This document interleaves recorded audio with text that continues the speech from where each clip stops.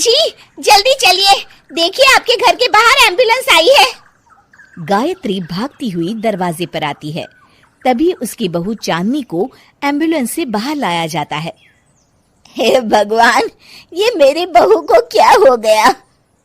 Accident हो गया माँ जी। अरे लेकिन ये कैसा एक्सीडेंट है? चोट तो कहीं नजर नहीं आ रही।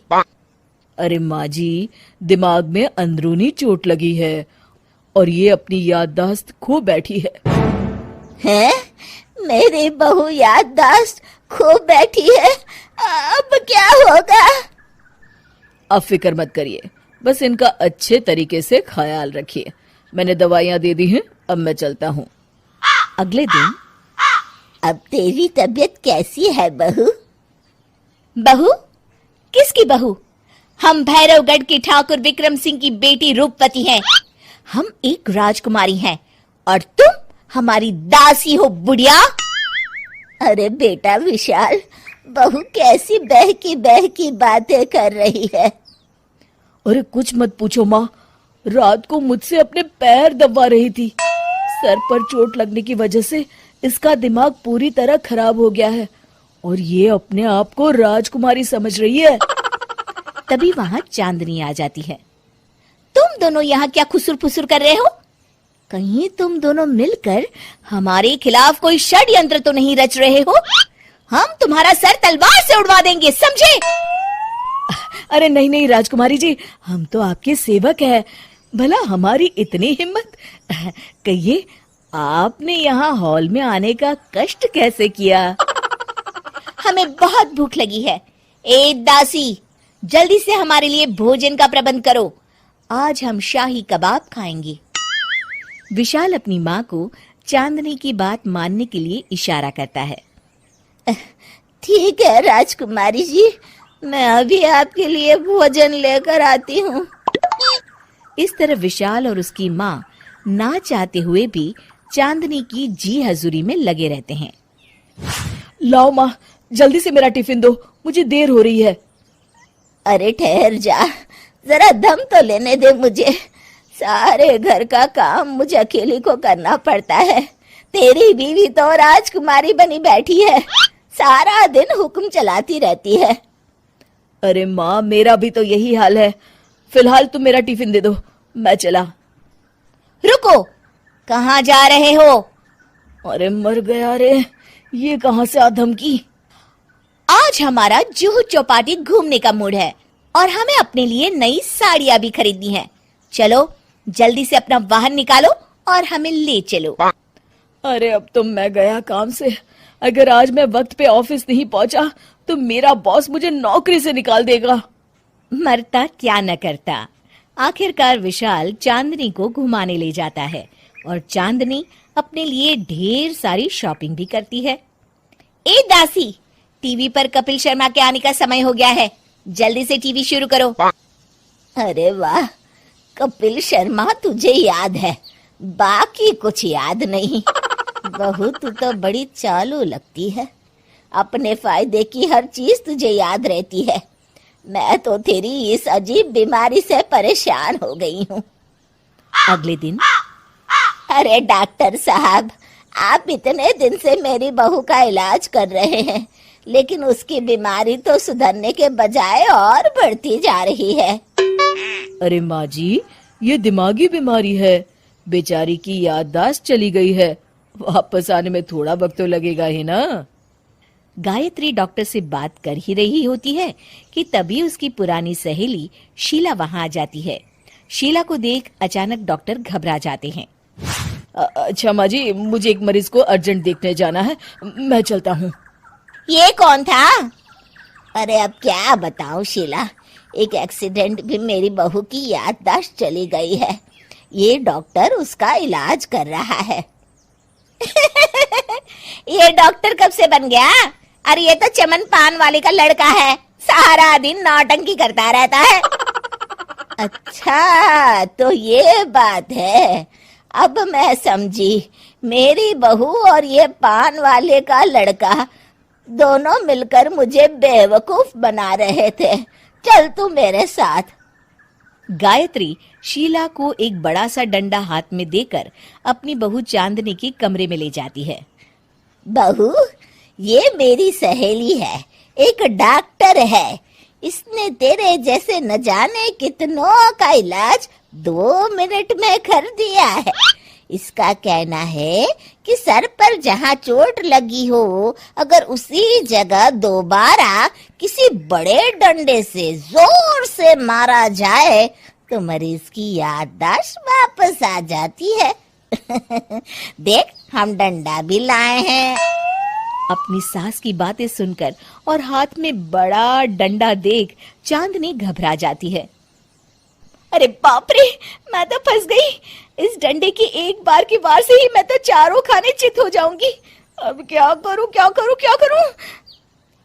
लेकिन गायत्री, डंडा सर पर ठीक उसी जगह लगना चाहिए जहाँ चोट लगी है। अरे तू चिंता मत कर, 2-4 बार मारूंगी तो एक बार तो सही जगह लग ही जाएगा ना। चल बहू, तैयार हो जा। अरे नहीं नहीं माँ जी, मुझे मत मारिए। दरअसल घर के काम करने से बचने के लिए मैंने ये सब नाटक किया था। मुझे माफ कर दीजिए, मैं कान पकड़ती हूँ। दोबारा ऐसी गलती कभी नहीं करूंगी।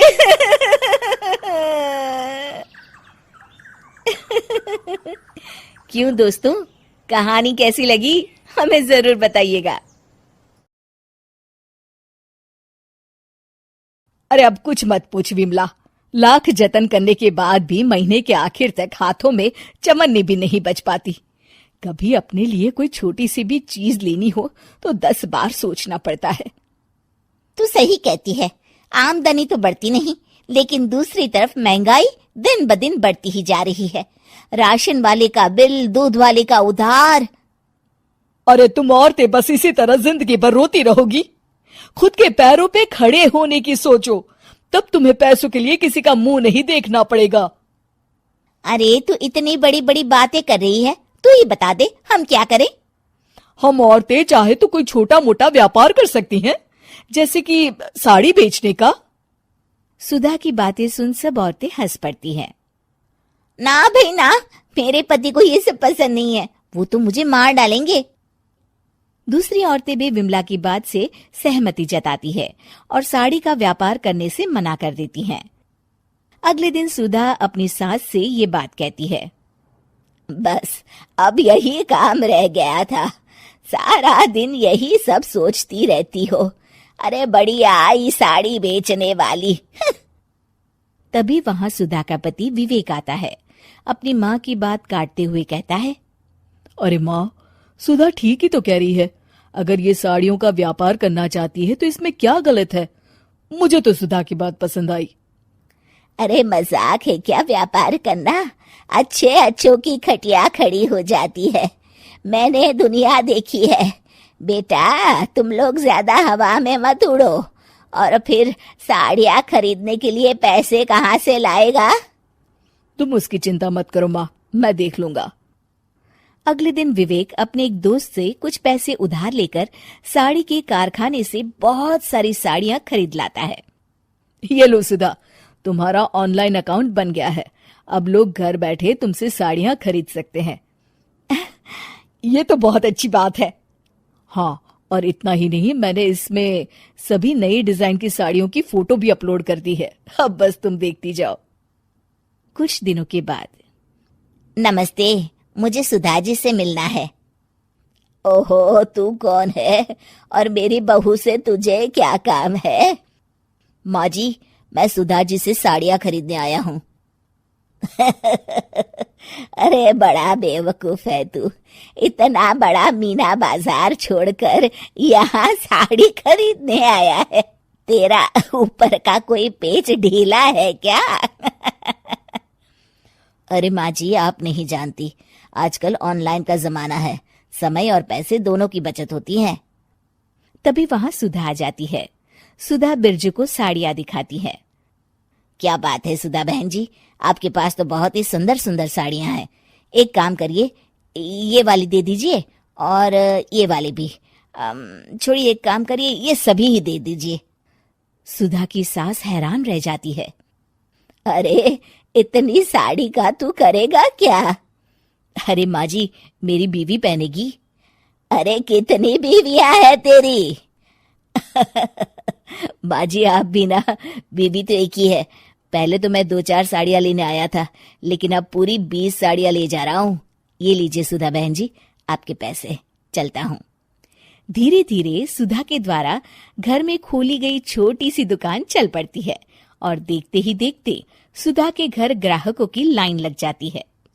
पैसों की आमदनी देख सुधा की सास की आंखें फटी की फटी रह जाती है। जा बहू, अब तू थोड़ा आराम कर ले, इन लोगों को मैं साड़ियाँ दिखा देती हूँ। माँ जी आप? अरे हाँ हाँ, अब जा भी। इस तरह सुधा की सास भी उसके कारोबार में हाथ बटाने लगती है।